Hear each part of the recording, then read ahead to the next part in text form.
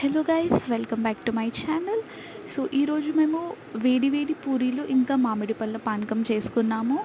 So ముందుగా పూరీలు చేసుకోవడానికి మైదా పిండిని రెడీ చేసి పెట్టుకోండి. తర్వాత ఆ పిండి కలిపిన తర్వాత చిన్న చిన్న ముద్దలుగా చేసుకొని రౌండ్గా ఒక మంచి షేప్ వచ్చేలాగా ఆ పూరీలను తాల్చండి. మంచిగా షేప్ రావాలి. తాల్చిన తర్వాత వేడివేడిగా మరుగుతున్న ఆయిల్లో మీరు పూరీలను వేయించండి.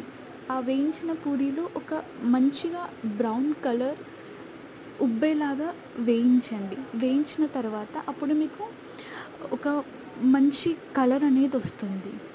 చూడడానికి అద్భుతంగా ఉంటాయి పూరీలు, తెల్ల తెల్లగా బ్రౌన్ బ్రౌన్గా. సో అలా వేయించిన తర్వాత దాన్ని ఒక ప్లేట్లో తీసుకొని పెట్టుకోండి. సో మీకు మంచిగా లడ్డూలాగా పూరీలు వస్తాయి. తర్వాత మేమైతే పూరీలకు చల్లగా మామిడి పళ్ళ పానకం చేసుకున్నాము. ముందుగా మామిడి పళ్ళు కట్ చేసి మిక్సీ పట్టి ఫ్రిడ్జ్లో పెట్టుకున్నాము. వేడి పూరీలకు చల్లని మామిడి పండు పానకం అద్భుతంగా ఉంటుంది. మీరు కూడా ట్రై చేయండి.